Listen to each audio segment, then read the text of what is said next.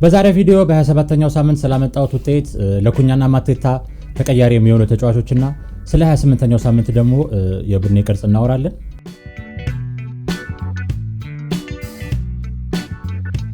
ሰላም ጋይስ፣ ሀላል ማህሪ ነኝ። እንዴት ናችሁ? ለቻናሉ አዲስ ሆናችሁ ደግሞ እንግዲህ ሰብስክራይብ በማድረግ ቤተሰቡን መቀላቀል ትችላላችሁ። እንግዲህ ካመጣሁት ውጤት ስጀምር በ27ኛው ሳምንት 50 ነጥብ ብቻ ነው ማምጣት የቻልኩት። ከተከታታይ 6 ሳምንታት ግሪን አሮ በኋላ እንግዲህ የመጀመሪያ ሬድ አሮ ያገኘሁበት ሳምንት ሆኗል ማለት ነው።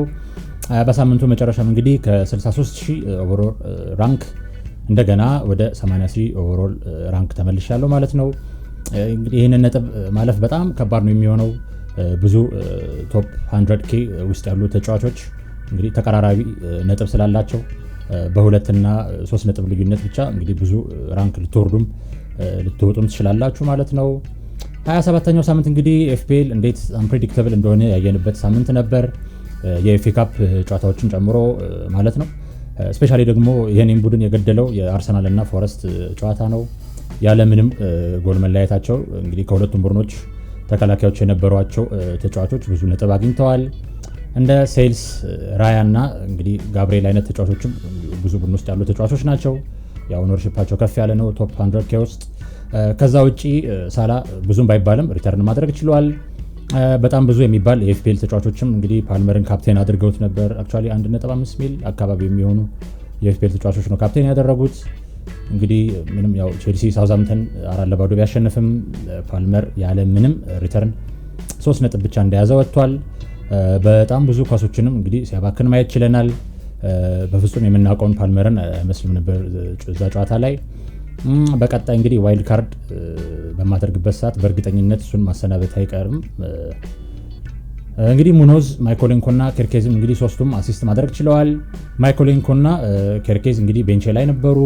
ያው ግን ኢሳቅ ባለመሰለፉ የኬርኬዝን እና የሙኖዝን 4 ነጥቦች ማግኘት ችያለሁ። ያው ሙኖዝ ኦልሬዲ አሰልፌው ነበር፣ ኬርኬዝ ነው ቤንች ላይ የነበረው። ሮቢንሰንም እንግዲህ ለመጀመሪያ ጊዜ በዚህ ዓመት ከቤንች ተነስቶ ነበር መጫወት የቻለው። ከሱ ሆነስትሊ ባለፈው እንዳልኳችሁ ብዙ ነገር ጠብቄ ነበር በዚህ ሳምንት ወይ ባለፈው ሳምንት አትሊስት እሱ እዛው ቤንች ላይ ጨዋታውን ቢጨርስ እንግዲህ የማይኮሌንኮን 6 ነጥብም እንግዲህ ፕላስ እሱንም የማገኝበት እድል ነበረ።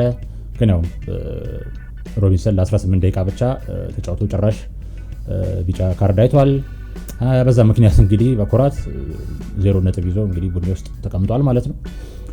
ሌላው ክላይቨርት ከኬርኬዝ የተሰጠውን ኳስ እንግዲህ አግብቶ ከ3 ቦነስ ፖይንትስ ጋር 10 ነጥብ ይዞልኝ ወጥቷል። እምቡሞም በአንድ አሲስት 5 ነጥብ አምጥቷል ማለት ነው። ከሱ ብቻ እንግዲህ በእነዚህ 2 ሳምንታት 19 ነጥብ መሰብሰብ ችያለሁ ማለት ነው። አሁን ባለበት ፎርም እንግዲህ ሪተርን ማድረጉን የሚቀጥል ይመስለኛል ወይም ይመስላል። ከዛ ውጪ ከአጥቂዎቼ ምንም አይነት ነጥብ አላገኘውም።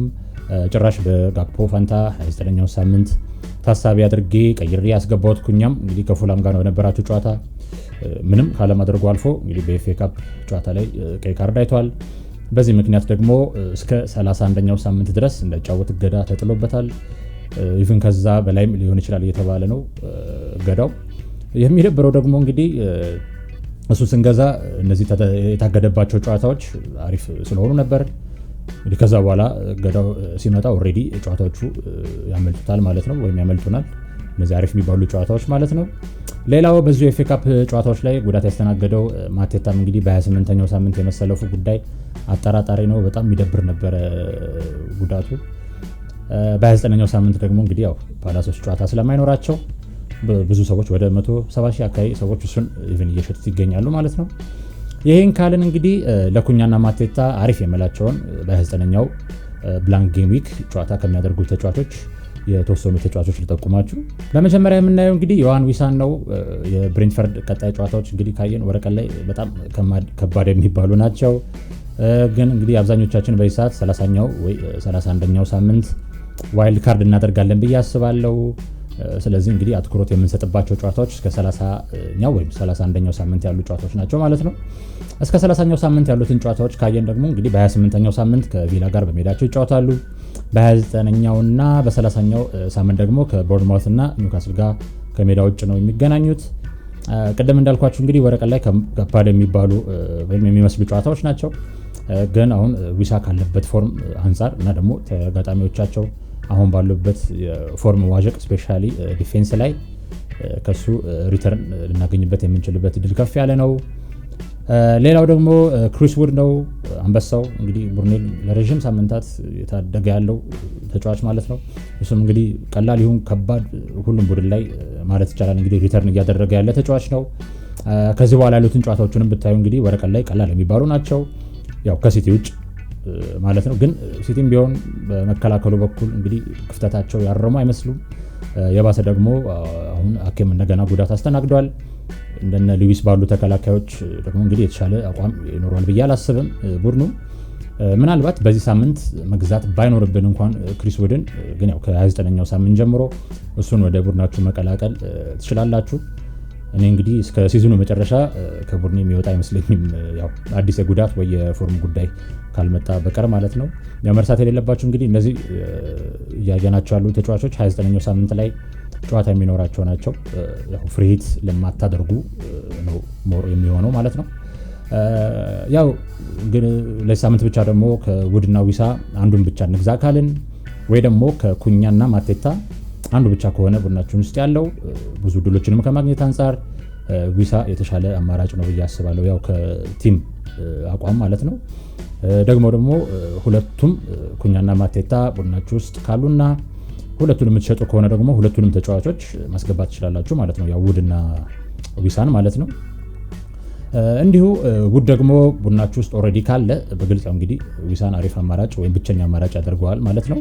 ያው በእኔ አተያይ ከነዚህ ውጭ እንደ አሪፍ አማራጭ ማየት የምንችለው እንግዲህ ሌላው ተጫዋች ኦማር ማርሙሽ ነው። እንግዲህ 3 ሳምንታት ተከታታይ እያወራው ነው ስለሱ። እንግዲህ ሲቲ በ29ኛው ሳምንት እንደመጫወታቸውም አንጻርና ደግሞ ልጁ እያሳየው ካለው እንግዲህ ጥሩ አቋም አሪፍ አማራጭ ነው ብዬ አስባለሁ። ሲቲ ከፎረስት ጨዋታ በኋላ ጨዋታዎቻቸው የበለጠ እየቀለሉ የሚሄዱ ናቸው። ስፔሻሊ ከብራይተን እና ሌስተር ጋር በሜዳቸው የሚያደርጉት ጨዋታ ላይ ከማርሙሽ ሪተርን የምናገኝ ይመስለኛል። ፔፕም እንግዲህ ልጁ ከመጣ በኋላ አይ ቲንክ 5 ሳምንት ሆኖታል መሰለኝ ፕሪሚየር ሊግ ላይ ከመጣ ጀምሮ የጨዋታ ሰዓት እየሰጠው ነው። በአቨሬጅ 75 ደቂቃ ይጫወታል። ሴት ፒስ ላይም ስላለበት እንግዲህ የበለጠ የግብ እድሉን ይጨምርለታልን ብዬ አስባለሁ። ስለዚህ እንግዲህ በደረጃ ለማስቀመጥ ያህል አንደኛ ጥሩ አማራጭ ነው የምለው ክሪስ ውድ ነው። በሁለተኝነት ዮሐን ዊሳ እናገኛለን። ከዛ ደግሞ እንግዲህ ማርሙሽ በሶስተኝነት ወይም በሶስተኛ አማራጭነት ይቀመጣል ማለት ነው። እነዚህ ተጫዋቾች ካየን እንግዲህ ወደ ራሴው ቡድን እንሂድና አሰላለፌን እኔ ለ28ኛው ሳምንት እንግዲህ ባንኬ ውስጥ 1.5 ሚሊዮን አለኝ። የቀረኝ ፍሪ ትራንስፈር አንድ ብቻ ነው እንዳለፈው 3 ሳምንታት ማለት ነው። ስለዚህ በዚህ ሳምንት አንድ ተጫዋች ብቻ ነው መቀየር ወይ መለወጥ የሚችለው ማለት ነው። እንግዲህ ከአሰላለፌ ወይም ፎርሜሽን ስጀምር 3-4-3 ነው የምጠቀመው እንደባለፈው ሳምንት ሁሉ። ተሰላፊ በረኛ የሚሆነው ዲን ሄንደርሰን ነው። ቤንች ላይ ያው ፒክፈርድ የሚቀመጥ ይሆናል። እንዳለፈው ሳምንት ሳይሆን ደግሞ በዚህ ሳምንት አይ ቲንክ ከሁለቱም ክሊን ሺት ላገኝ የሚችልበት አጋጣሚ ከፍ ያለ ነው ብዬ አስባለሁ። አሁንም ግን ሆም ፊክስቸር በሚለው ፕራዮሪቲውን ለሄንደርሰን ሰጥቼዋለሁ። ያው ሄንደርሰንም የሚጀምር ይሆናል ማለት ነው ቡድኔ ውስጥ። ወደ ተከላካዮቹ ሲመጣ እንግዲህ ትሬንት ከሳውዛምፕተን ጋር፣ ሙኖዝ ከኢፕስዊች ጋር እና ማይኮሌንኮን ደግሞ ከቮልፍስ ጋር እናገኛለን። ሮቢንሰን እና ኬርኬዝ ወደ ቤንች የሚወርዱ ይሆናል። ትሬንትም እንግዲህ አሁን ከሰሞኑ የተሻለ ደግሞ የጨዋታ እንቅስቃሴ እያሳየ ነው፣ ያው በመከላከሉም በማጥቃቱም ማለት ነው። ስለዚህ ሳውዛምፕተን ላይ ከሱ የክሊንሺት እና አታኪንግ ሪተርንም እናገኛለን ብዬ አስባለሁ ማለት ነው። ወደ ሚድፊልድ ስመጣ ደግሞ ምቦሞን ከአስቶን ቪላ ጋር፣ ሳላን ከሳውዛምፕተን ጋር፣ ፓልመርን ከሌስተር እና ክላይቨርትን ከቶተናም ጋር እናገኛለን ማለት ነው። አክቹዋሊ ቶተናሞች ስፐርስ በሉም ብለዋል። ስለዚህ እንግዲህ ክላይቨርትን ከስፐርስ ጋር እናገኛለን። ፓልመር እንግዲህ በዚህ ሳምንት ከሌስተር ጋር ያው ምንም ሪተርን ባያመጣም ቀደም እንዳልኳችሁ በ30ኛው ወይም 31ኛው ሳምንት ላይ ዋይልድ ካርድ በማድረግበት ሰዓት ከቡድኔ ኦብቪየስሊ የማስወጣው ይሆናል እሱን። ምቦሞም እንግዲህ ከአስቶን ቪላ ጋር በሜዳቸው እንደመሆኑ አንጻር ወረቀት ላይም ያው እንግዲህ መልካም ማለት እንችላለን አስቶን ቪላ ጋር የሚኖራቸው ጨዋታ እሱ ላይም ጥሩ ነገር እጠብቃለሁ ከምቦሞ። ክላይቨርትም እንግዲህ ከስፐርስ ጋር ጥሩ ጨዋታ ያሳየናል ብዬ አስባለሁ። ሳላ እንግዲህ በዚህ ሳምንት ከሳውዛምፕተን ጋር እንደመሆኑ እንግዲህ ጨዋታው ኢቨን ብዙ ሰው ትሪፕል ካፕቴን ለማድረግ እያሰበ ነው እሱን። እኔም እንግዲህ በ32ኛው ሳምንት ሳቅ ላይ ነው ልጠቀም ያሰብኩት ትሪፕል ካፕቴን ቺፕን ያው ደብል ጌም ዊክ ስለሚሆን ማለት ነው። አክቹዋሊ የኒውካስል ደብል ጌም ዊክ አናውንስ ባይደረግ ኖሮ በዚህ ሳምንት ነበረ ሳላን ትሪፕል ካፕቴንሲ እሱ ላይ ለመጠቀም ያሰብኩት። ወደ ፊት መስመር ሲሄድ እንግዲህ የቀረኝን አንድ ፍሪ ትራንስፈር ተጠቅሜ እንግዲህ ባለፈው ሳምንት ያስገባሁትን ኩኛን ደግሞ አሁን ወደ ዮሐን ቪሳ ቀይረዋለሁ ማለት ነው። ይህንንም ዝውውር እንግዲህ ሳደርግ ባንኬ ውስጥ 1.5 ሚል የነበረው 2 ሚል ይቀረኛል ማለት ነው። በዚህም በጀት እንግዲህ ቀጣይ ሳምንት ሚድፊልዴን እና ዲፌንሴን በ29ኛው ሳምንት ጨዋታ በሚያደርጉ ተጫዋቾች -4 ተቀጥቼ ሂት አድርጌ አፕግሬድ አድርግበታለሁ ማለት ነው። ከዛ ውጪ ኢሳቅና እሑድ እንግዲህ ከዌስትሃም እና ሲቲ ጋር ለክፉ የማይሰጥ ጨዋታ ይኖራቸዋል ማለት ነው። ስፔሻሊ ኢሳቅ አሪፍ ጌም ነው የሚያሳልፈው ብዬ አስባለሁ ከዌስትሃም ጋር። ሁለቱም እንግዲህ የትኛውን ቡድን ላይ የሚያገኙትን አጋጣሚ በመጠቀም አደጋ መፍጠር የሚችሉ ተጫዋቾች እንደመሆናቸው አንጻር እንግዲህ 1 ወይ 2 ሪተርን ከነሱ ጠብቃለሁ ማለት ነው በጋራ። የ28ኛ ሳምንት ካፕቴንም እንግዲህ የተለመደው ሞ ሳላህ ይሆናል። ቫይስ ካፕቴን ሲሆን እንግዲህ ተስፋ አልቆርጥም። አሁንም ደግሞ እንግዲህ ኮል ፓልመር ላይ አድርጌዋለሁ ማለት ነው። እንግዲህ የ28ኛ ሳምንት ቡድን ይህንን ይመስላል። እንግዲህ ቡድኑ ላይ ለውጥ የማደርግ ከሆነ እንደተለመደው ወይም አዲስ ነገር የሚፈጠር ከሆነ ቴሌግራም ቻናሌ ላይ የማሳውቃችሁ ይሆናል። እዚሁ በዩቲዩብ ኮሚኒቲ ፖስት ላይም አሳውቃችኋለሁ ማለት ነው። እናንተም እንግዲህ ስለ ቡድናችሁ ከኔ ጋርም ሆነ እርስ በርስ መወያየት የምትፈልጉ ከሆነ ከስር በማስቀመጥላችሁ ሊንክ የቴሌግራም ቻናሌን ጆይን በማድረግ መሳተፍ ትችላላችሁ። እዚሁ ቻናል ላይም እንግዲህ የተለያዩ ስታቶችን ፖስት የማደርግላችሁ ይሆናል። ቪዲዮ ከተመቻችሁ እንግዲህ ሰብስክራይብ በማድረግ ቤተሰባችን መሆን እንዳትረሱ። ሀሳብ፣ ጥያቄ፣ አስተያየትም ካላችሁ ደግሞ እንግዲህ ታች ኮሜንት ላይ አስቀምጡልኝ። በተረፈ መልካም የውድድር ዓመት ይሁንላችሁ።